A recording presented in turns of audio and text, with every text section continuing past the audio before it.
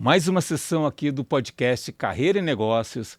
A gente vai falar aqui sobre gestão empresarial e comercial com Solange Freitas. Solange, muito obrigado. Olha, Jorge, eu que agradeço a oportunidade de estar aqui hoje com você. Fazia tempo que a gente estava tentando esse encontro, né? E felizmente hoje aconteceu. Deixa eu começar com uma pergunta, assim, né? Então você palestra sobre essa parte de gestão empresarial, vendas. Eu queria que você explicasse um pouquinho, né, qual é a temática e depois a gente, em vez de falar do negócio, vamos começar pela carreira, né? Como é que você chegou, né? Como é que você adquiriu toda essa bagagem, né? Assim, hoje eu resolvi me posicionar, né? A minha marca Solange Freitas há mais ou menos 2 anos. Quando eu resolvi me posicionar era porque assim, eu já venho, né? Eu tenho algumas empresas e eu sou CEO de uma delas e eu queria, quando eu fizesse 50 anos, começar a fazer algo novo. Eu fiz 50 anos esse ano, né? E eu resolvi assim, quando eu resolvi me posicionar, eu queria ensinar as pessoas, passar para as pessoas um pouco do que eu adquiri. Porque mesmo eu não me posicionando, existiam muitas pessoas que me procuravam. Principalmente do segmento que eu estou, me pedindo, me pedindo orientação, me pedindo instrução. E as pessoas me falavam, Solange, por que você não cria uma mentoria? Por que você não dá um curso aqui na minha empresa? Por que você dá uma palestra? E eu sempre fugia disso, porque só de pensar em palestrar já me dava frio na barriga, né? E quando eu comecei a me posicionar, eu não queria me posicionar para empreendedorismo feminino, que era o que o marketing me pedia muito. Eu queria me posicionar para todos os empreendedores e falar não só da gestão empresarial, que eu acho muito importante, como falar também um pouco da área comercial. E acabou que o mercado foi me puxando. Hoje eu falo muito para o empreendedorismo feminino, né? Muitas empresárias, pequenos e médios empresárias, que são as pessoas que mais me seguem hoje, e são as palestras que eu sou mais convidadas para participar. E qual é a temática, né, especificamente da palestra? A temática é a gestão, por exemplo, tem a temática da gestão empresarial, que para você, assim, coisas que para a gente é básico, né, que nós estamos aí há algum tempo no mercado trabalhando, né, não vamos entregar muito, né. Quando eu vou palestrar para essas pequenas empreendedoras, você vê assim que elas têm muita dificuldade em gestão. São aquelas pessoas que montaram um negócio ou por necessidade, né, elas estavam desempregadas e se viram na necessidade de montar um negócio, montaram, porque não estava conseguindo emprego, ou acabaram sendo mãe, resolveram empreender porque elas conseguem administrar mais a família, filhos, do que trabalhando na concepção delas. E assim, são pessoas assim que ela, por exemplo, assim, ela conhece às vezes do produto que ela está vendendo. Ela pesquisou para abrir uma loja online, uma loja física de roupa, ou ela era uma pessoa que fazia um bolo maravilhoso, ela monta, entendeu, como é que fala? Não, monta uma confeitaria, né? Monta essas lojas de bolo, só que elas não têm noção de gestão. Então a empresa dela começa a fluir, estão vendendo, as coisas estão acontecendo ali, só que elas têm muito problema na parte de administrar esse dinheiro, do contas a pagar, do contas a receber, de ter um entendimento que ela não pode misturar o dinheiro da empresa com o dinheiro dela, que ela tem que separar as contas. Da parte contábil, elas têm dificuldade na parte contábil, coisas que são simples pra gente. Um exemplo, uma empreendedora aí que fatura aí seus 30, 40 mil, ela gasta lá de despesa 10 mil com funcionários, mais aluguel, e ela não emite nota praticamente, emite 5, 6 mil de nota que a conta não fecha. Né? Então, assim, existe bastante dificuldades, do fluxo de caixa. É uma das coisas assim que eu falo bastante nas minhas palestras, que para elas assim que eu vejo que soa muito bem, é quando eu falo para elas que elas têm que entender que elas são uma empresa, independente se a empresa dela é pequena.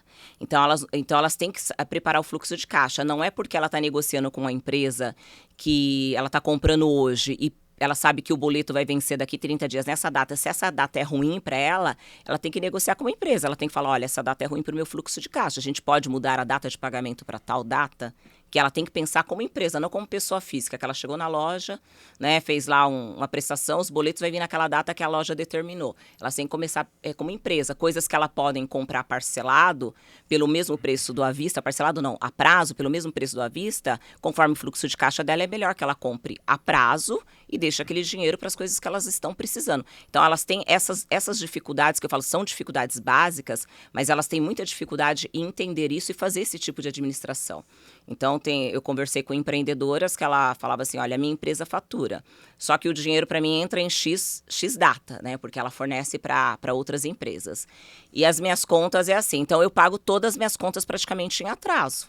eu pago juros, às vezes eu pago no cartório, né? E aí eu falei para ela, então você precisa negociar com seus fornecedores, ou com seus fornecedores ou com seus clientes. Com um dos dois você tem que negociar, porque o seu fluxo de caixa tem que encaixar. Porque você, na verdade, você tem dinheiro, só que você não conseguiu ter um fluxo de caixa que você deixa lá um fundo reserva para você fazer essa movimentação. Você não está conseguindo fazer isso. Então você tem que fazer com que a entrada, né, condiz com a saída. Pelo menos esteja próximo. E aí você está falando assim, o perfil de pessoas que começaram a empreender, talvez não tenham tido uma formação mais específica, né, em termos de gestão. Estou entendendo, às vezes até ter um bom produto, um bom serviço, mas como que você toca esse negócio que é crítico, né? E quais são as consequências, né? Se você não tem essa habilidade para tocar o negócio, a parte mais administrativa, financeira, o que isso acarreta nas suas mentoradas, no teu público-alvo?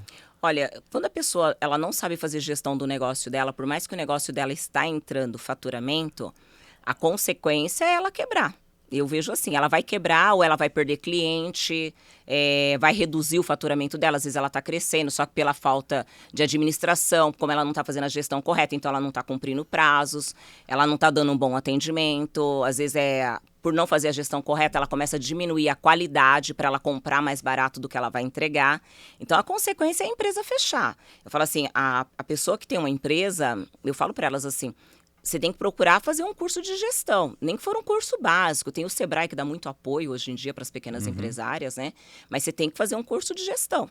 Você tem que saber fazer gestão da sua empresa, não só da sua empresa, como das pessoas que trabalham com você. Porque uma das coisas que eu percebo muito dentro das pequenas empreendedoras é que, por exemplo, as pessoas, elas têm poucos funcionários, eles têm 4, 5, no máximo 10 ali, né? Tem algumas que têm até um pouco mais, mas elas, assim, por ela querer que o funcionário absorva o sonho dela, que ele lute junto com ela, que ele vista o uniforme, né, da empresa, elas acabam assim criando uma amizade de muita proximidade, né? Então ela leva as pessoas para casa dela, as pessoas participam de um monte de coisa da vida pessoal, sabe da vida pessoal dela, aí ela começa a ter problema. Por que ela começa a ter problema? Porque aquela pessoa criou uma liberdade com ela tão grande que se aquela pessoa ela tem que marcar um dentista, ela pode marcar depois do horário de trabalho, ela vai virar para ela e falar assim, olha, amanhã eu vou chegar mais tarde porque eu vou no dentista, porque ela cria uma proximidade. Aí elas vêm reclamar que ela tem problema do comprometimento do funcionário, que tudo é desculpa, para a pessoa estar chegando atrasada, ou para estar saindo mais cedo, ou para não estar indo, e ela não quer ter problema com aquela pessoa, porque ela entende que aquela pessoa é muito importante para a empresa dela, só que ela não consegue entender se a pessoa está tendo esse tipo de comportamento com ela, fora ele está dando exemplo para os próximos que vão entrar, até para as pessoas que estão na empresa, está dando um exemplo ruim, né? Ele é uma pessoa que realmente, por mais que ela ache que ele é uma pessoa maravilhosa para a empresa dela, ele não está sendo, ele está sendo uma laranja podre dentro da empresa. Então, elas têm essa dificuldade de entender isso. Elas acham que para a pessoa realmente vestir a camisa da empresa dela, sendo uma empresa pequena, ela tem que tratar a pessoa como se fosse um filho, né? Ela participa da vida pessoal da pessoa, ela deixa a pessoa participar da vida pessoal dela, e isso se torna um problema. E assim, eu percebi que o teu público é majoritariamente feminino, né? Bastante. E quais são, assim, as dificuldades adicionais, assim, sendo mulher, né, para você empreender, né? Acho que desde da questão, assim, da formação, né, e as dificuldades adicionais que você percebe, né? Olha, eu percebo assim, as mulheres, por mais que ela tenha um parceiro, um esposo, um marido, né, ou um namorado muito participativo, principalmente as que são casadas, que têm filhos, a responsabilidade da casa sempre é da mulher. Você pode ter o melhor marido do mundo, ele pode te ajudar bastante, mas a administração acaba sendo da mulher, né? A mulher que está sempre preocupada com o que vai acabar em casa, por mais que ela tenha uma pessoa que ajuda ela no lar dela, do que precisa, né? Do que a pessoa que ajuda no lar dela, a empregada dela está precisando, do que das coisas, da roupa do filho, que o filho está crescendo, precisa comprar roupas. Então, ela tem essa dupla jornada. Então, isso acaba sendo uma dificuldade. E uma outra coisa que eu percebo também é o peso na consciência. Muitas mulheres que têm filhos, né, são casadas, são separadas, que elas têm filhos, e ela, por exemplo, ela abre um negócio. E todo mundo sabe que quando você abre um negócio, você vai trabalhar muito mais do que você trabalhar para os outros.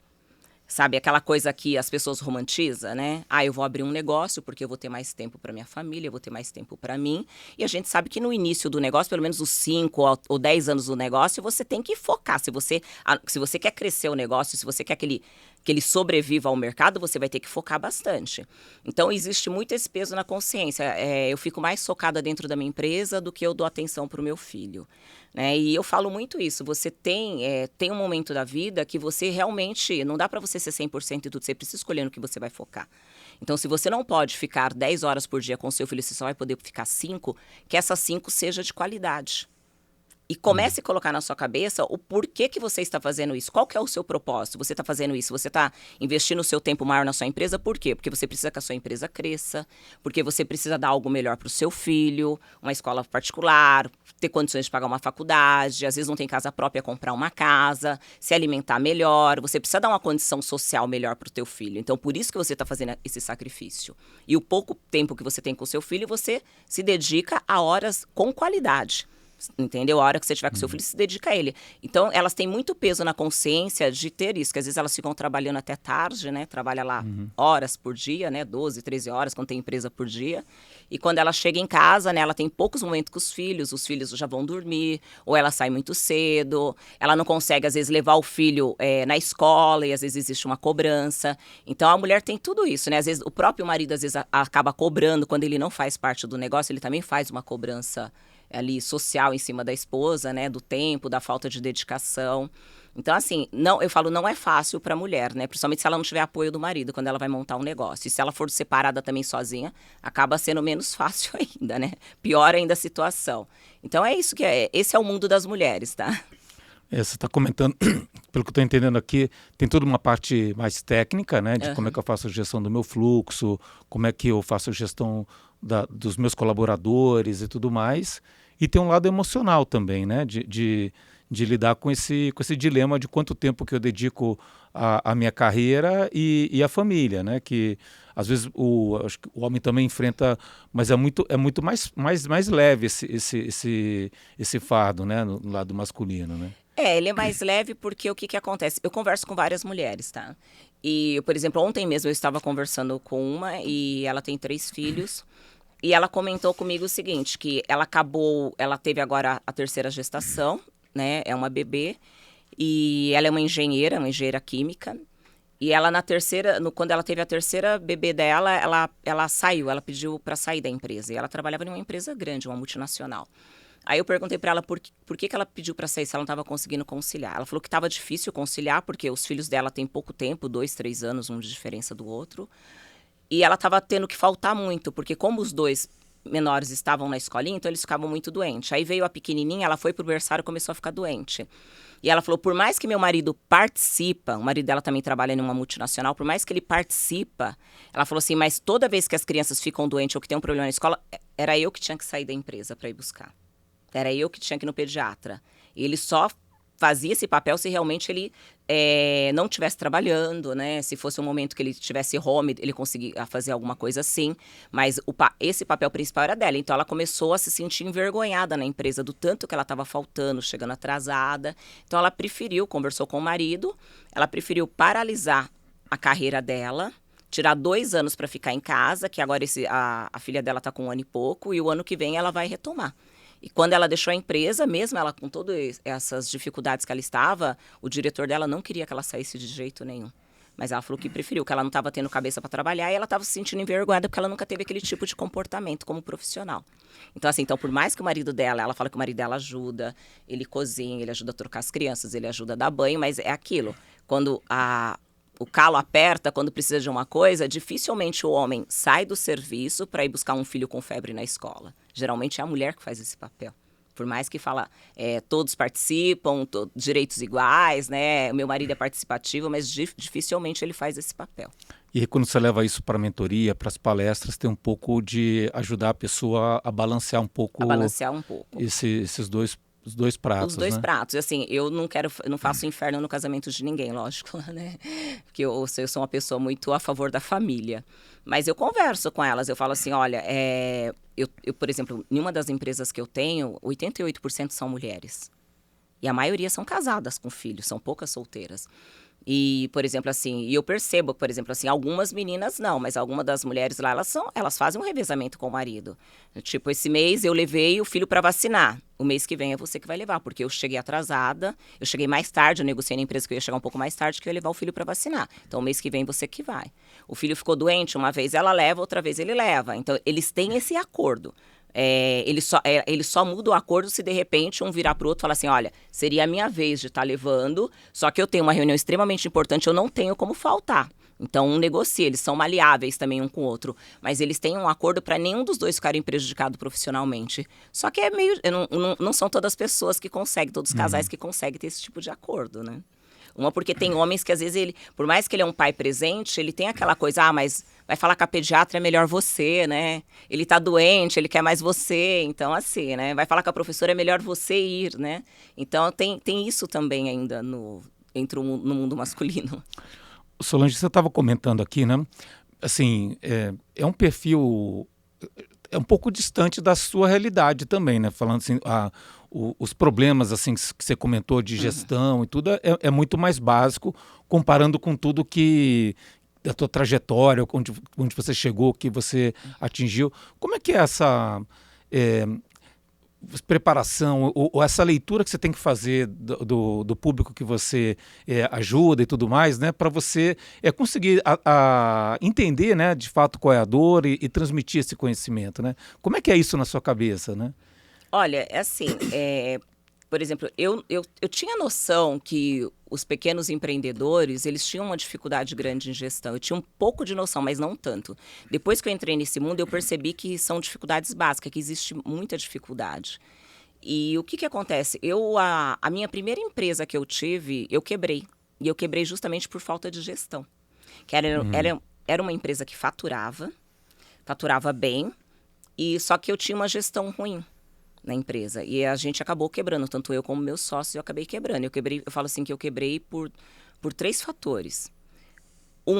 Que eu deixei 80% do faturamento da empresa na mão de um cliente só. A empresa cresceu muito.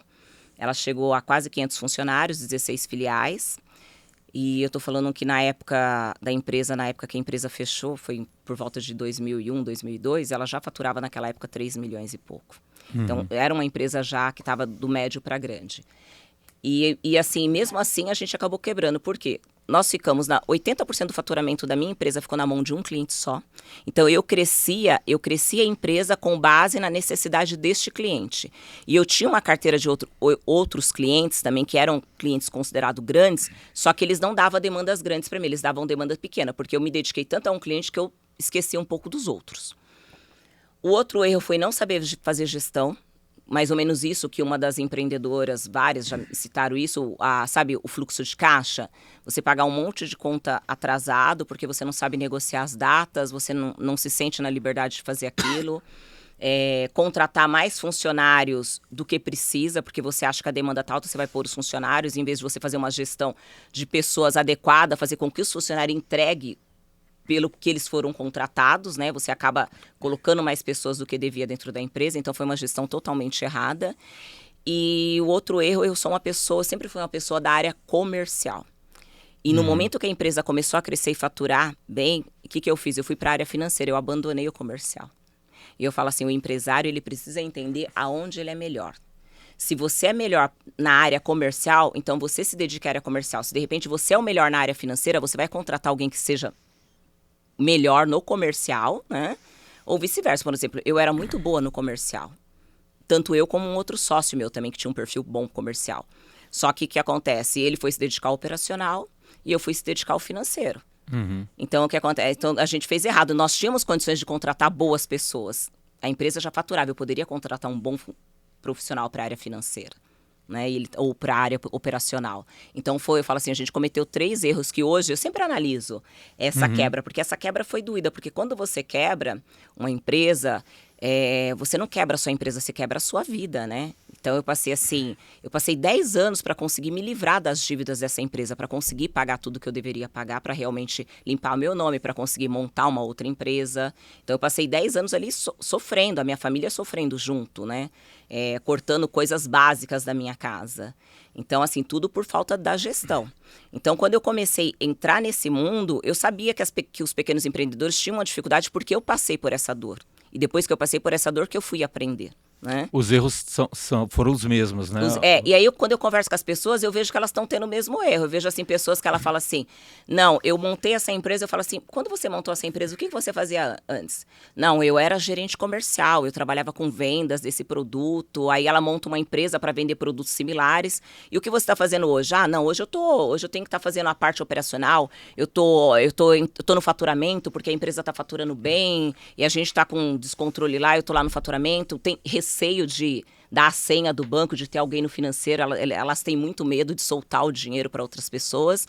Então, eu vejo que está cometendo o mesmo erro que eu cometi. Como a empresa faturava bem, eu tinha receio de pôr alguém no meu financeiro. Então, o que nós acordamos entre os sócios? Um sócio vai para o financeiro, né? E eu vejo que elas cometem o mesmo erro. Ela sai da onde... O que fez ela montar a empresa foi porque ela era uma boa comercial, ela sabia que ela montando, ela ia conseguir vender aquele produto, ela ia conseguir colocar aquele produto no mercado. A hora que a empresa começa a faturar, o que ela faz? Ela cai para o financeiro e larga um pouco o comercial do lado. Porque está entrando dinheiro na empresa, ela está caindo. Então, eu vejo as pessoas cometendo os mesmos erros. E o que eu falo?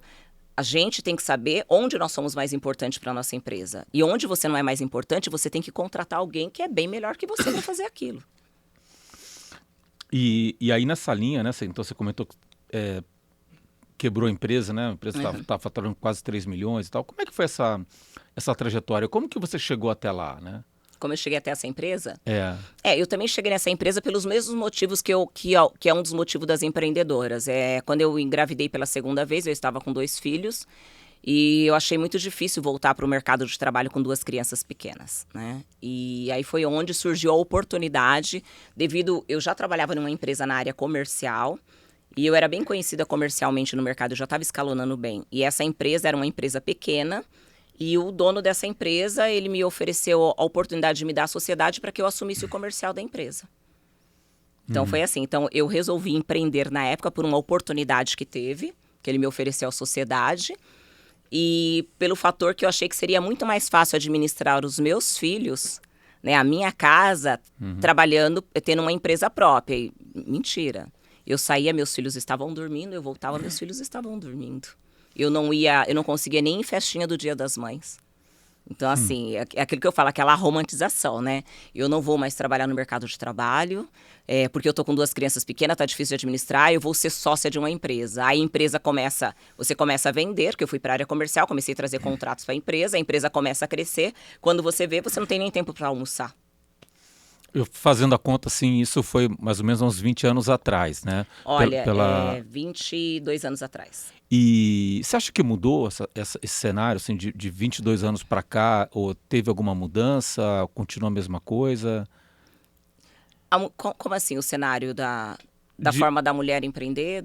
De você estar numa empresa corporativa e aí você tem o filho, não tem espaço, você acaba tendo que abrir mão, né? Às vezes até da carreira ou da velocidade com que você cresce na carreira, né? Como que você vê? Eu acho que mudou bastante, porque assim, Jorge, quando eu iniciei a minha carreira, eu vim para São Paulo com 19 anos. Eu já fazia área comercial em Campinas e eu sabia, para eu chegar onde eu gostaria de chegar, eu tinha que vir para o mercado de São Paulo. Não tinha tantas oportunidades lá. Só que assim, eu vim para São Paulo trabalhar, eu trabalhava em uma empresa que ela era considerada grande em crédito e cobrança. E assim, eu tinha que me validar todos os dias, porque na época a mulher ela era meio marginalizada, né? Hoje existem empresas que ainda fazem isso. E o mais triste é que existem empresas que são, que as proprietárias são mulheres ou que as diretoras são mulheres e ela ainda discrimina a própria mulher no mercado de trabalho. Eu tinha que me validar todos os dias. Então, se meus filhos ficavam doentes, eu dava um jeito ou da vizinha levar, ou da própria moça que trabalhava na minha casa, eu pagava um táxi para ela levar. Aí eu encontrava com elas, se eles tinham que ficar tomando soro no hospital, eu encontrava com elas depois que eu saía do serviço. Porque eu sabia que se eu faltasse porque um filho meu estava doente, ou se eu faltasse para levar uma vacina, na época o Dia das Mães na escola era na semana, se eu faltasse para uma festinha do Dia das Mães, eu era discriminada. Então eu tinha que me validar todo dia porque eu concorria diretamente com homens, falando assim, abertamente. Os executivos que estavam lá, a maioria eram homens, eram poucas mulheres dentro da empresa. E o cargo que eu queria pegar, na verdade, assim, não tinha nenhuma mulher ainda que era gerente, que era diretora dentro dessa empresa que eu trabalhava, a não ser a esposa do dono. Então eu sabia assim que quanto mais eu mostrasse a minha fraqueza, eu entendia como fraqueza o quê? Se eu mostrasse a minha parte pessoal, eu preciso faltar porque eu sou mãe. Eu preciso chegar atrasada porque eu sou mãe. Eu não ia conseguir escalonar nessa empresa. Mas hoje em dia, não. Hoje em dia, principalmente aí que tem muitas empresas que aplicam felicidade no trabalho, gestão humanizada, o empreendedorismo feminino, né, veio crescendo muito, essa coisa da mulher, da igualdade também vem crescendo. E hoje em dia tem muitas empresas que não pensam assim, eles abraçam isso de outra forma. Né? Eles não pensam, a mulher não fica tão marginalizada por isso. Tem empresas hoje que eu percebo que elas gostam até de trabalhar mais com mulheres do que com homens. Né? Porque assim, eu falo assim, ela é multifuncional, né? Porque você já viu dela administrar a casa, administrar a empresa, ela acaba sendo mais maleável.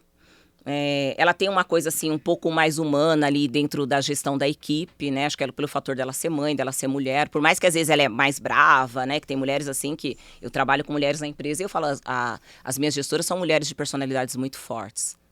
E é difícil administrar isso, né? É difícil administrar mulheres também de personalidades fortes. Você sendo mulher, elas são mulheres de personalidades fortes. Mas todas elas conseguem tocar, todas elas, ela tem a equipe, a maioria das pessoas, lógico que não agrada a todos, mas você percebe que a maioria dos colaboradores gostam das suas gestoras e acompanha, porque quando ele gosta da gestora, ele abraça a causa, né? Então, eles gostam das gestoras deles. Então, hoje, o mercado de trabalho para a mulher, existe muitas empresas que não têm mais essa pegada do que eu trabalhava antes, por isso que eu fui empreender. Só que aquilo que eu falo, eu fui empreender, né? Porque eu achei que eu ia ter uma série de problemas dentro da empresa e achando que eu ia trabalhar um pouco menos e ia ter mais tempo para os meus filhos. E isso não foi isso que aconteceu. Acabou trabalhando mais, né? Muito mais, nossa, muito mais. É assim, para você ter ideia, a minha terceira filha, eu estava indo trabalhar, ela estava programada para nascer na primeira quinzena de maio e ela nasceu no dia 23 de abril. Eu estava indo trabalhar, eu passei mal, fui para o hospital. Ela nasceu no dia 23 de maio, fui para o hospital, horas depois ela nasceu. Ela com 7 dias, eu coloquei ela dentro de um Moisés, eu pegava um táxi, o táxi me deixava na porta da empresa e ela ficava no rack da minha sala, entendeu? Porque eu não tinha ainda feito a parte de imposto da empresa. O imposto da empresa fecha todo dia 30 de abril, era dia 23. Então eu voltei, mais ou menos assim, nem 7 dias, eu voltei nas vésperas, no dia 29, com 6 dias eu voltei para poder sentar com o contador, fazer o imposto da empresa e falei assim, não, eu vou voltar, vou ficar uns 3 dias para resolver isso e depois eu volto para casa. Vou fazer pelo menos uns 2 meses de licença maternidade, que nada. Minha filha ficou trabalhando comigo até perto de 50 dias. E eu ali no escritório já fui treinando uma babá que ia cuidar dela, quem ia cuidar, porque eu não queria mandar ela para a escolinha, né? E eu não parei mais, eu continuei. Eu não tive licença maternidade. Na verdade, eu fiquei 6 dias em casa após o nascimento da minha filha. Porque eu era empresária, eu era dona da empresa. Sabe que minha mãe, ela é médica, né? Então, quando a minha irmã nasceu, ela foi, na verdade, dar o plantão e, e aí nasceu no dia que ela foi dar o plantão, mas ela trabalhou até o último dia. Até o último dia, né? E eu tava assim, como estava previsto para ela nascer na primeira quinzena de maio, eu tava assim, eu termino dia 30, né? Por volta do dia 5 de maio eu paro, que daí eu termino o imposto da empresa, né? Aí faço o fechamento da empresa, né? Até o dia 5, dia 6, faço o fechamento, entrego pros sócios e paro. E vou tirar pelo menos 2 meses para ficar em casa. Que eu também não pretendia tirar 4. Pelo menos 2 meses eu vou ficar em casa. E assim, ela antecipou e aí eu tive que dar um jeito naquilo, né? Não tinha saída, né? Eu tive que dar um jeito naquilo. Eu estava a parte financeira de RH da empresa estava toda abaixo de mim na empresa. Então não tinha saída, era eu mesmo. E aí você comentou então, né? Foi buscar o empreendedorismo, né? Ou a sociedade ali para ter talvez um pouco mais de flexibilidade, né? E flexibilidade não significa que você vai trabalhar menos, né? Na verdade, você acaba trabalhando muito mais, né? E aí você contou aí que por causa de alguns erros, né, específicos, a empresa acabou quebrando, né? E como é que foi esse processo, né? Como que, depois que quebrou a empresa, como é que foi a sequência desse processo? Olha, foi terrível, Jorge, porque o que acontece? Tanto eu como meus sócios, nós éramos muito empenhados no crescimento da empresa. Então, assim, por mais que a empresa faturasse, a gente não fazia retirada, a gente tirava um prolabore. Os três, cada um tirava um prolabore, né, que a gente combinou entre a gente. Esse prolabore era pra gente, para sobrevivência, porque todo o dinheiro que entrava a gente investia dentro da empresa. Nessa época, estava iniciando a era da tecnologia, né? Porque quando eu comecei a trabalhar, era datilografia, né? Então, estava iniciando a era da tecnologia. E nós queríamos informatizar a empresa. No entanto, que a nossa empresa foi uma das primeiras a informatizada no mercado. Que a gente conseguiu pôr o processo de cobrança dentro de um sistema, processos de prestação de conta dentro de um sistema. Só que para fazer isso, eu tive que contratar profissionais caríssimos, né? Na época, eu cheguei a tirar funcionários de dentro de uma empresa muito grande, que é a Klabin, para poder fazer o sistema para a gente. Então a gente investia muito dentro da empresa. E aí, quando informatizou, você tem que comprar computadores para todos os funcionários, né? Então, a gente investia. Na época, linha telefônica, você pagava um absurdo numa linha telefônica, e nós éramos empresa de crédito e cobrança, a gente tinha que ter muitas linhas, eram umas 200, 300 linhas dentro da empresa, quase 300 linhas. Isso tudo era comprado ou alugado, então a gente investia muito dentro da empresa. Então, quando quebrou, tanto eu como os sócios, eu tinha um carro e um apartamento financiado. A gente não tinha bens para falar assim, olha... Porque como que a gente quebrou? Da noite para o dia, o nosso cliente maior quebrou. Quando esse nosso cliente maior quebrou, a gente quebrou com ele. Então, aí eu precisava de caixa para poder fazer rescisões, aí começam as negociações. A gente tinha um caixa, mas não tinha para bancar todos aqueles funcionários, que nós teríamos que demitir 80% dos funcionários, né? Tivemos que demitir na época. Então a gente precisava de um caixa para essa demissão, fechar filiais, porque eu tinha, posso dizer para você, das 16 filiais, 15 foram abertas em função deste cliente. Então, eu tive que sair fechando essas filiais e tudo isso é um custo. Então, foi muito difícil. Então, assim, eu passei, assim, ter vários problemas, né? Recebendo oficial de justiça direto na minha casa, conta de luz, a minha luz da minha casa cortando e eu arrumando dinheiro para pagar no outro dia, passando um dia com a luz cortada, com filhos pequenos dentro de casa. Escola, graças a Deus, os meus filhos sempre estudaram na mesma escola e a escola era uma escola menor, ela não é uma escola tão grande e graças a Deus, na época, a diretora, ela era uma pessoa assim, ela era uma pessoa kardecista e ela era muito espiritualizada. Então, quando ela ficou sabendo da minha situação, ela falou, Solange, eu falei para ela que eu teria que tirar os filhos da escola, ela não aceitou, ela falou assim, não, seus filhos vão ficar aqui, eu vou dar uma bolsa para você de 50% para os seus filhos. Eu falei, mas mesmo assim, eu vou te pagar atrasado, eu não tenho condições de estar pagando isso. Ela falou, não tem problema, você vai conforme vai entrando dinheiro para você, você vai pagando. E eu fui pagando a escola picada, entrava, eu pagava de um filho, do outro, e foi virando aquele bolo, e com o tempo eu consegui ir acertando tudo isso com ela, né? Mas foi assim, graças à humanidade que ela teve ali comigo, e ela não deixou eu tirar meus filhos da escola. Porque também no momento que eu quebrei, eu estava vivendo um processo de separação. Então, você imagina, eu quebrei, estava com 3 filhos se separando, né? E assim, e todas aquelas dívidas para pagar, muitas dívidas. E eu tinha um problema, assim, como é que fala? De uma responsabilidade muito grande com os meus pais, porque dentro dos sócios, os meus pais eram que tinham bens, né? Materiais, né? Então, assim, todas as minhas filiais, meus pais eram fiadores do aluguel.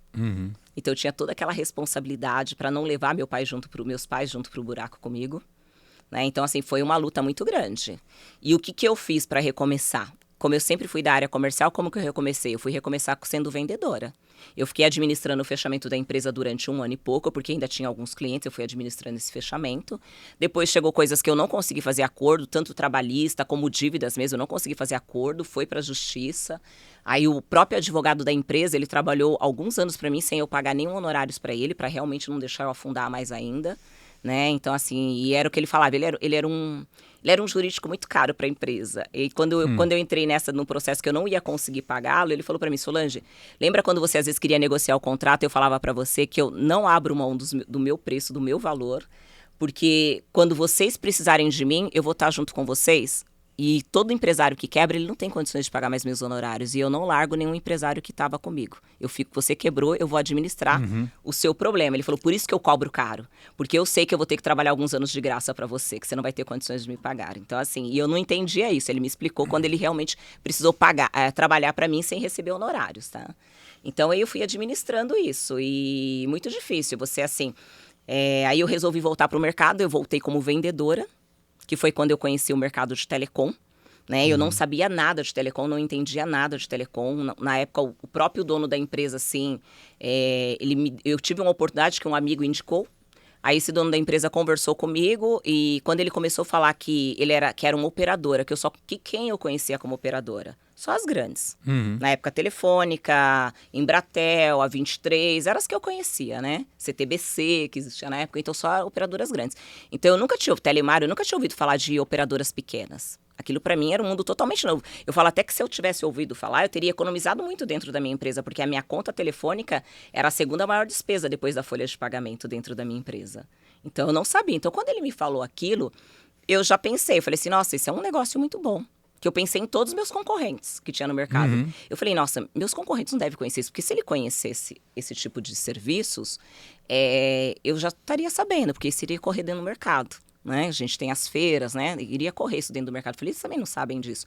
Eu falei, você tem um serviço, né? Eu perguntei para ele, você tem um serviço de voz, de dados, que você consegue vender a 40% a menos do que as operadoras grandes no mercado? Ele falou, Aí eu falei para ele assim, eu falei para ele assim, eu posso realmente trabalhar com você? Eu posso marcar umas reuniões para você me mostrar na prática como é isso? Ele falou, pode.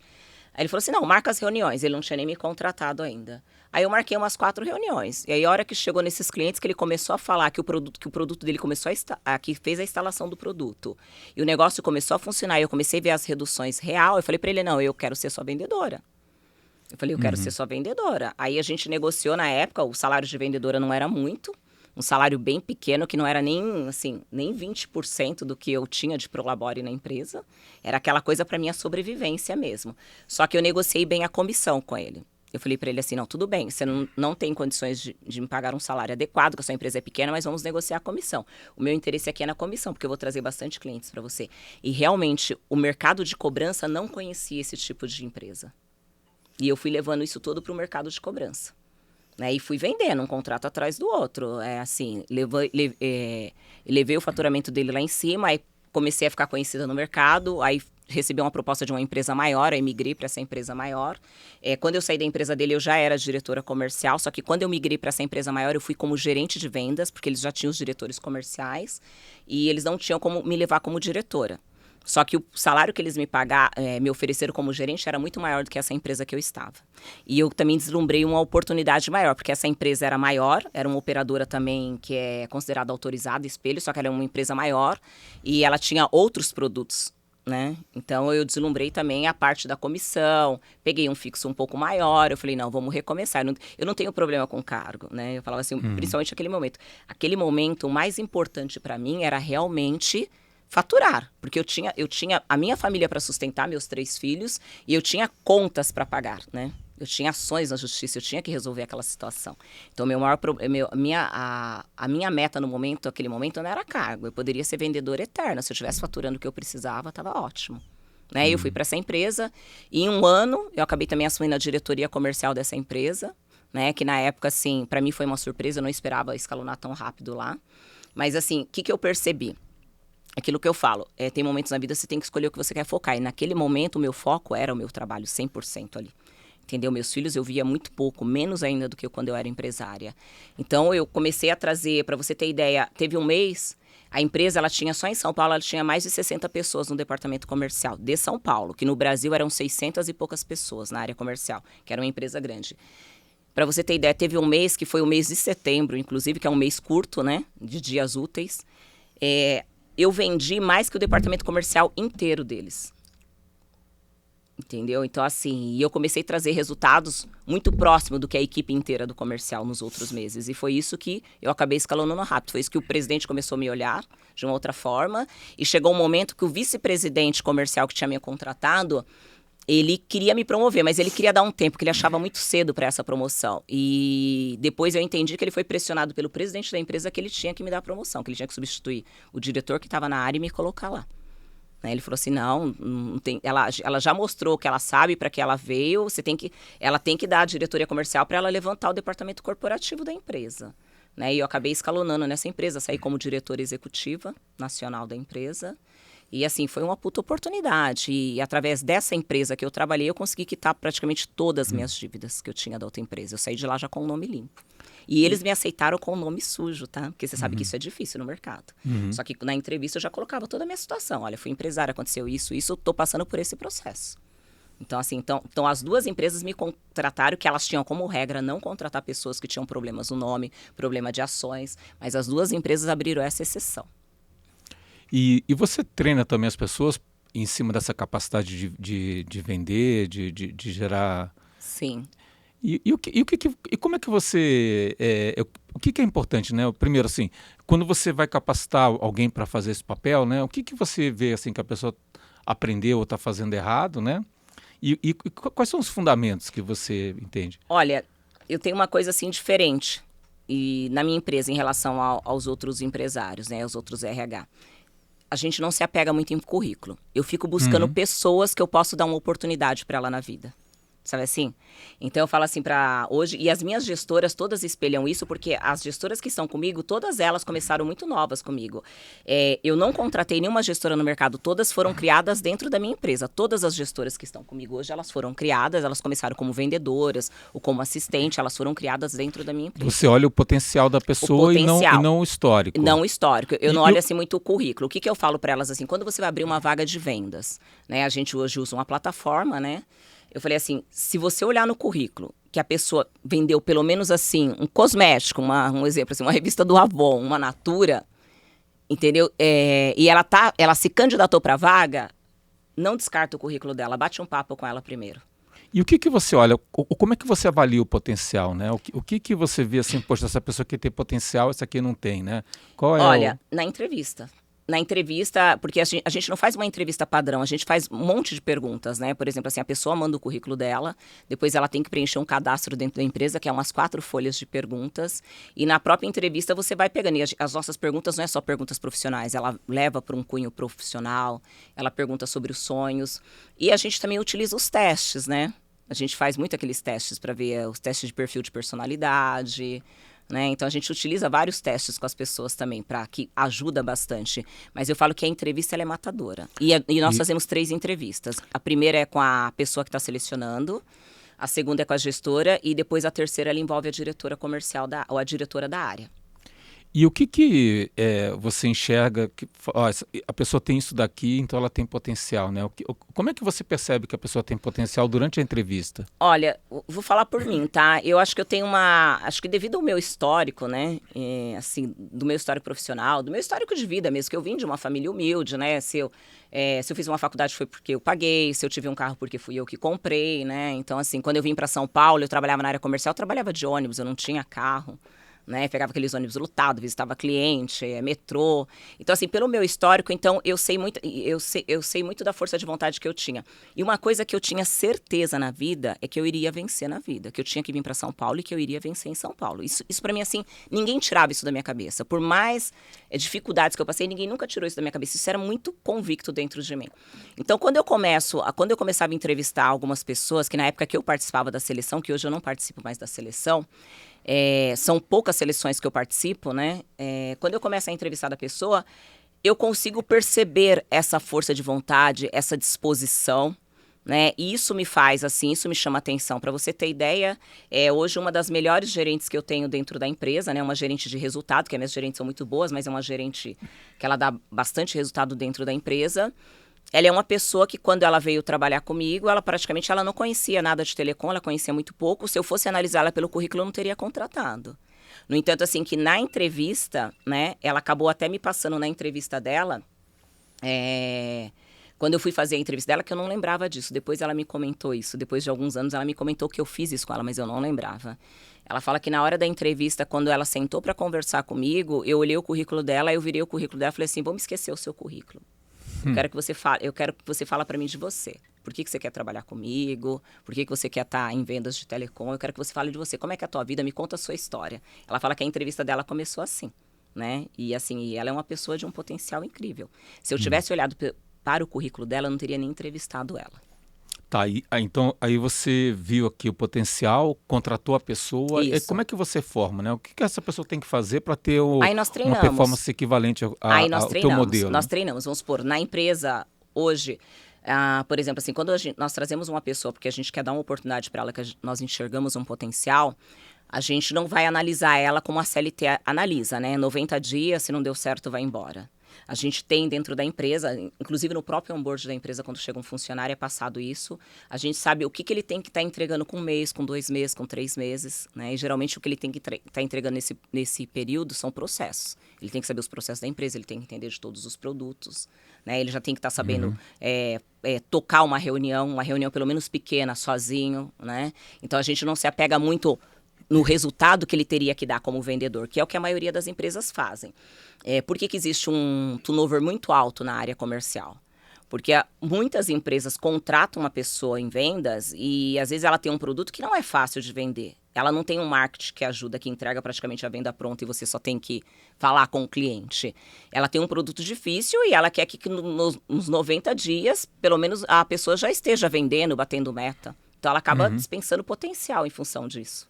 Então, o que nós fazemos? Quando nós trazemos essas pessoas, que elas são novas no mercado, que elas precisam de uma oportunidade, a gente investe em treinamento, sabe? E não é aquele treinamento de sala, é treinamento junto. Por exemplo, cada pessoa que entra hoje dentro da empresa, ela recebe uma madrinha, um padrinho, uma pessoa que é uma das pessoas mais antigas dentro da empresa. Ela senta do lado, fora o treinamento que ela recebe em sala, ela vai ter um treinamento diário, um apoio diário da gerente dessa pessoa. Não só da gerente, como todas as equipes também tem uma staff. A staff é uma pessoa que está sendo preparada para assumir uma gerência. Então, ela tem um apoio ali de 3 pessoas. E ela é ensinada no dia a dia. E ela é avaliada também por essas 3 pessoas, fora a diretora comercial também. Porque, às vezes, nós não somos assertivos 100%. Às vezes, a gente acha que enxergou um potencial, chega ali, a pessoa não flui. Então, ela é avaliada, mas a gente investe muito nessa parte de treinamento, das pessoas realmente aprender, não só desde a história da empresa, do produto da empresa, de como reconhecer cliente, né? Entender o perfil do cliente que ela está atendendo. Então, a gente trabalha muito isso com os nossos colaboradores. Mas, por exemplo, suponha, então, vamos supor que eu fui selecionado, entrei, fiz o treinamento, mais assim, um treinamento teórico, e agora eu vou para a minha primeira reunião com o cliente para começar a prospectar e vender. E aí você vai agora fazer esse coaching para mim, né? O que você diria para mim antes de eu ir para a reunião com o cliente? O que acontece? Quando você faz o treinamento teórico, você já não vai para uma reunião. Você vai ficar sentado do lado de uma pessoa, que esse seria a madrinha ou o padrinho dessa pessoa, que já trabalha muito bem, e você vai assistir ela trabalhando durante um período, né? Aí, nesse período, o máximo que você vai fazer é separar leads que você vai trabalhar, ou receber leads para trabalhar, entendeu? Você vai preparando a sua carteira dentro do CRM. E quando você vai fazer as suas primeiras ligações, os primeiros agendamentos, as primeiras reuniões, tem sempre alguém acompanhando. Geralmente inicia uma pessoa tocando a reunião, você vai acompanhando, você vai assistindo as reuniões, né? Você vai falando muito pouco dentro dessa reunião, até a gerente sentir a segurança e falar, agora você vai tocar a sua reunião sozinha. Então, a gente é um trabalho bem assim, didático mesmo, sabe? Assim, você pegar o profissional mesmo assim. Adestrar, né? Adestrar totalmente, é um treinamento assim. Eu falo, a pessoa, ela só não vai realmente aprender dentro da empresa se ela não quiser, se ela não identificou com a empresa, se ela não identificou com o produto, se não é aquilo para a vida dela.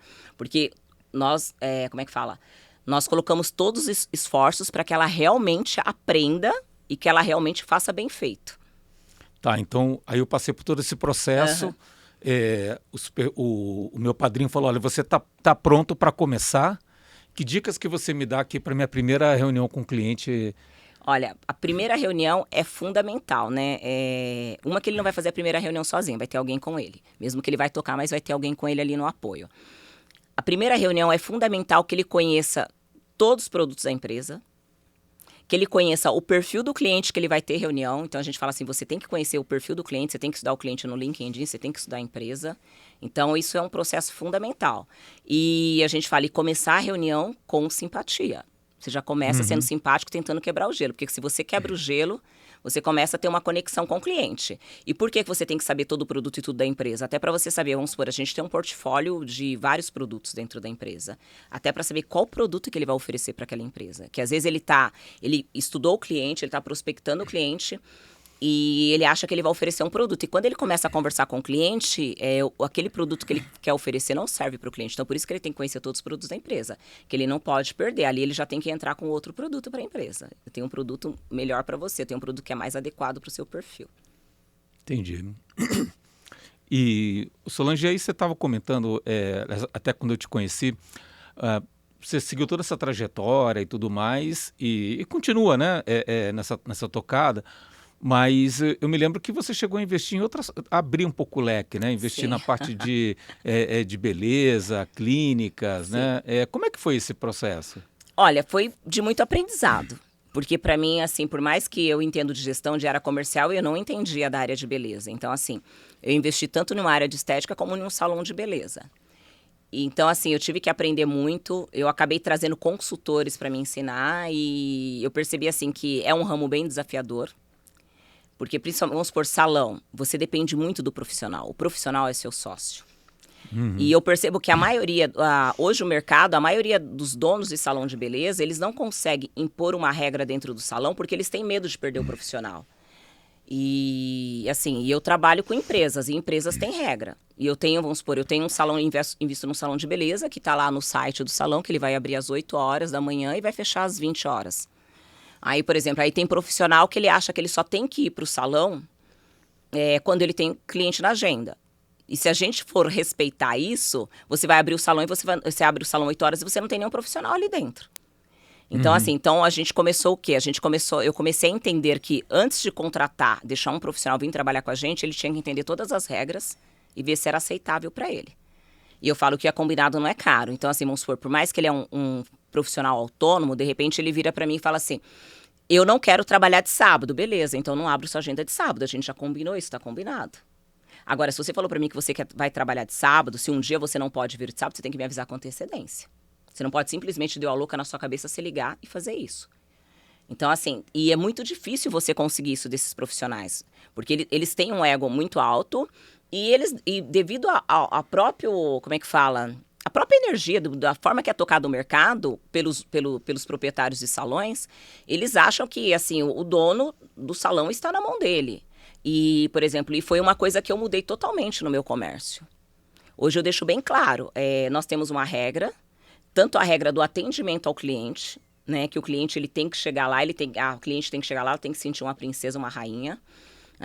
São profissionais que às vezes gostam de falar da vida pessoal dele para as clientes e a gente proíbe isso ali dentro. Você não tem, por mais que a cliente venha lá, que às vezes a cliente usa salão de beleza como terapia, né? Por mais que a cliente vai falar um monte de coisa para você, você vai ouvir. Você mais vai equiparar a sua história dela. Na minha casa também acontece isso. Você vai ouvir a cliente. Ela está no momento dela. Você não é amiga do cliente. Então, isso é um trabalho constante dentro de salão. E assim, se você não cumprir a regra, você pode ser o cara que mais fatura dentro da empresa. Não vai ficar. E a gente precisou fazer isso. A gente precisou fazer isso no início da empresa. A gente teve profissionais bons que a gente teve que tirar, entendeu? Porque ele não tinha um comportamento adequado com as regras do salão. Dói no faturamento, mas você acaba também educando a equipe e mostrando que não é porque você é o melhor profissional se você tem um comportamento inadequado, que nem no mundo corporativo. Eu posso ser a melhor profissional, se eu tenho um comportamento inadequado, eu não vou ficar na empresa, a empresa vai me demitir. Então, eu tentei levei esse tipo de regra, eu levei para os meus estabelecimentos tanto de estética como de salão. E estética, o que eu entendi? Para você ser dono de estética hoje, a empresa de estética que eu tinha, ela era muito bem montada. Na região, ela era a que mais tinha equipamento. E tinha profissionais bons. Só que eu escolhi a região errada. Então, ela ficou uma estética bairrista. E quando ela fica uma estética bairrista, o que acontece? As pessoas que têm uma condição maior, né, dentro da região, ela vai procurar médicos de nomes, clínica de estética de nomes. Geralmente, ela vai cair para os Jardins, para o Ibirapuera, né? Ela vai cair para outras regiões, porque geralmente ela trabalha em São Paulo, né? Então, ela vai cair para outras regiões. E as pessoas que frequentam a clínica, por a clínica ser num bairro, ela começa a achar que você tem que cobrar bem mais barato. Entendeu? Então, a estética, justamente, eu acabei fechando a estética. Porque uma que eu entendo o seguinte, eu falo assim, estética é um produto de luxo. Frequenta quem pode pagar. E eu percebi o quê? Que dentro da estética, tudo que ia vender, tinha que vender na promoção. Então, assim, por exemplo, um Botox no mercado hoje. Um Botox no mercado hoje, com qualquer médico bom, ele é no mínimo uns R$ 1.800, chega até R$ 3.800, tá? Só que lá no bairro, se você cobrava 1.100, você já era caro. Por quê? Porque tinha alguém no bairro que tinha uma salinha, que muitas vezes nem é legalizada, porque abrir uma clínica de estética, quando a clínica de estética ela é uma clínica de estética avançada, você demora quase 1 ano para abrir. As liberações da Anvisa, você tem que estar dentro de todos os enquadramentos, os profissionais todos têm que ter diploma, você não pode trabalhar com ninguém que não tenha certificado, que não tenha formação, né, para o que ele vai trabalhar. Então, sabe assim, como é que fala? É muito trabalhoso e caro você abrir. Só que daí a pessoa começa a comparar o seu preço com aquela pessoa que é simplesmente uma esteticista, que ela abriu uma salinha e ela está fazendo mais barato ali, porque é só ela que trabalha. E às vezes ela nem esteriliza, ela não trabalha com produto bom. Porque eu falo, gente, milagre não tem. Depois que eu entrei nesse segmento, eu comecei a entender. Então, assim, tem pessoas que vendem aí bioestimulador a 700, 900 reais. O bioestimulador que nós trabalhávamos na clínica, ele já custava pra gente em torno de 1.600 reais. Como que eu ia vender ele a 900? A 700. Só que eu sei que existe bioestimulador no mercado, que a capacidade dele é 50% inferior a um bioestimulador bom, só que as pessoas vendem a 700. Só que a pessoa que frequenta a clínica, ela não entende isso e nem tem a obrigação de entender. E se ela é uma pessoa de preço, então a clínica onde nós estávamos só tinha pessoas de preço. As pessoas iam por preço. E para eu acompanhar o preço, eu teria que descer a qualidade. Entendeu? Tanto a qualidade dos próprios profissionais, que profissional bom custa caro, como a qualidade de produto. Então, eu resolvi vender a clínica de estética. O salão, eu ainda estou no segmento do salão. O salão, ele anda, ele vai muito bem. Ele é um dos maiores salões da região, né? Tanto de tamanho como profissionais, como de espaço, de qualificação de produtos. Então, o salão você consegue ainda tocar. Mas, assim, por exemplo, assim, para você escalonar muito no segmento de salão, eu precisaria montar outras unidades. Né, comparado a faturamentos com empresas que eu estou acostumado, né? Então, teria que abrir muitas unidades. Só que o negócio é tão trabalhoso para mim, eu acho que assim, a parte financeira não compensa. É muito mais trabalho do que a parte financeira, que eu preferi o quê? Eu preferi ter e ser o melhor aonde ele está, entendeu? E manter isso, né? E tentar trabalhar a equipe da melhor forma possível para que os clientes se sintam bem dentro do salão, para que eles realmente sejam bem atendidos, né? No entanto, que o salão que eu tenho hoje, ele é frequentado, nessa região, ele é frequentado pelo público B e pelo público A também, né? Porque ele é um dos maiores da região. E, consequentemente, eu não sou o melhor preço do bairro. Tá? Mas assim, se eu tivesse abrido essa estrutura, vamos supor, hoje eu moro em Alphaville, a estrutura que eu tenho de salão hoje, se eu tivesse abrido em Alphaville, o salão estaria muito melhor, para você ter ideia. Ou nos Jardins, entendeu? Com os profissionais, porque eu tenho profissionais lá extremamente qualificados, com mais de 20 anos na profissão, que trabalham muito bem, eu não tenho problema de reclamação de serviço, né? Então, assim, eu falo assim, tudo quando você vai abrir, que é o que eu falo também nas mentorias e na palestra. Você resolveu abrir uma empresa, estuda o local que você vai abrir. Porque no meu caso, eu comprei a empresa e eu tinha mudado há pouco tempo para esse local. Então, assim, e lá não tinha um salão adequado. Para você ter ideia, eu morava lá na Granja e eu ia no Morumbi, eu ia nos Jardins. Eu não tinha um salão ali que encaixasse para mim. E aí, quando veio essa oportunidade, eu falei, eu vou comprar e vou fazer um salão, uma clínica de estética, a melhor aqui da região. Só que eu fui no emocional, né? Eu tinha uma necessidade e eu imaginei que a maioria das pessoas ali tinham essa necessidade. Né? Só que eu, assim, por exemplo, eu tinha uma necessidade e eu estava disposta, até pelo meu tempo, né? Eu não tinha tempo de ficar indo fazer cabelo, unha lá no Morumbi, morando na Granja Viana. Não tinha tempo de estar indo para os Jardins, né? Então, eu precisava de alguma coisa mais próxima da minha casa. Então, a minha necessidade era essa. Então, eu deslumbrei uma coisa dentro da minha necessidade. Eu imaginei que era a necessidade da maioria das mulheres que tinham condições na região. E depois, montando o salão, eu percebi que não, que são poucas mulheres, né? Que tem condições na região, né? Não é a grande maioria, que faz ali no local. A maioria, às vezes, está no serviço, ela faz perto do local de trabalho dela, ou ela já é fidelizada em algum outro salão, em uma outra localidade, e ela acaba não, Ela acaba não usufruindo do comércio local. Agora, trazendo para uma perspectiva, voltando um pouco, né? O que a Solange aprendeu com esse processo todo? Eu aprendi que o segmento, por exemplo, assim, que eu nasci para segmentos mais assim, mais corporativos mesmo.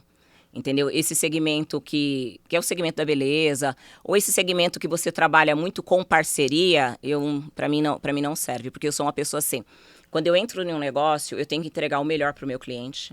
eu tenho que entregar o melhor para as pessoas que estão trabalhando comigo, que eu sou uma pessoa muito de pessoas.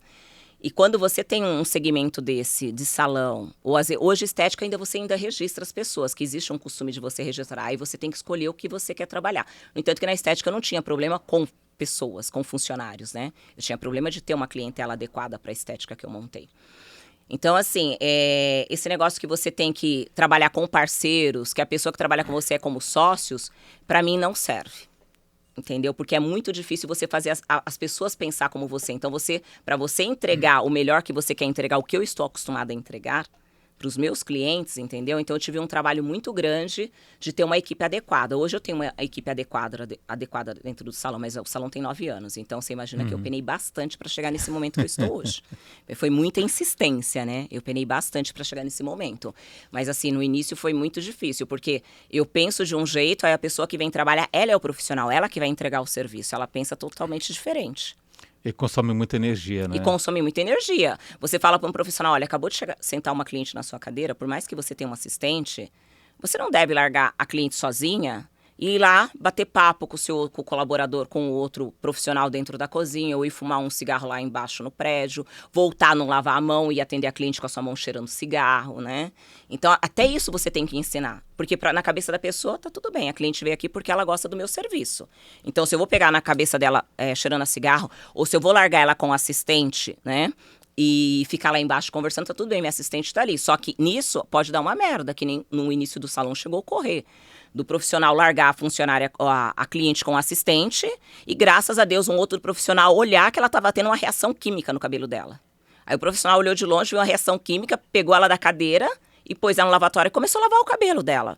Porque a mulher é assim, a mulher quando ela quer uma coisa, ela às vezes mente. Então ela chega no salão e pergunta, se você tem progressiva, se você tem esse tipo de química, você não pode usar isso. Elas falam que não. Uhum. Aí se o profissional pega ela é uma cliente, pega ela, atende ela diretamente sem testar, vai dar uma merda. Né? Uhum. E assim, no nosso salão chegou a ocorrer isso. A hora que o profissional olhou, tava começando a sair fumaça da cabeça da cliente. Ele correu, jogou a cliente no lavatório e jogou um produto para fazer o corte químico. Uhum. Aí quando esse profissional subiu, essa cliente já estava sendo atendida por um outro profissional. Porque a assistente dele não tinha a capacidade de ver isso. E você colocar isso na cabeça de um profissional, quando ele se acha, principalmente se ele é um bom cabeleireiro, se ele tem uma carteira grande de cliente, ele tem um ego muito grande. E quem é a Solange que não entende do segmento, ou quem é a gerente do salão que também não é do segmento, para ensinar alguma coisa para eles? Né? Então, a gente demorou muito para chegar nesse processo que a gente está hoje. Eu estou entendendo que aí você tem um custo de demanda, né? De demanda. Quando você calcula o custo de oportunidade, fica muito alto, né? Fica muito alto, entendeu? Não custo de demanda. E assim, e para eu chegar nesse processo, eu gastei muito. Eu tive consultores lá dentro, pessoas especialistas em salão, entendeu? Para dar treinamento também para a equipe, para poder ensinar a gente como lidar com as pessoas desse segmento, todos os processos, né? Então, não foi fácil. Eu acho assim, guerreiros são os donos de salão, os donos de estética são muito guerreiros mesmo. E assim, não é um segmento fácil, mas ele se torna mais fácil quando a pessoa é profissional da área. Agora mudando aqui um pouco de assunto, Solange, você tem um livro também de felicidade no trabalho, né? Sim, na verdade eu sou coautora do livro, né? Eu fui convidada, eu faço parte da Academia de Alta Gestão Europeia, e eu fui convidada para fazer o tema Felicidade no Trabalho e Liderança Feminina. E os livros que ele manda manda sobre o tema, você escreve sobre o tema, né? São 10 coautoras por livros. E esse livro, ele é vendido, todo o arrecadamento desse livro, ele é colocado à disposição de instituições de ensino aqui dentro do Brasil. E eles também doam os livros para a instituição. Então, na verdade, foi mais um projeto social, esse livro.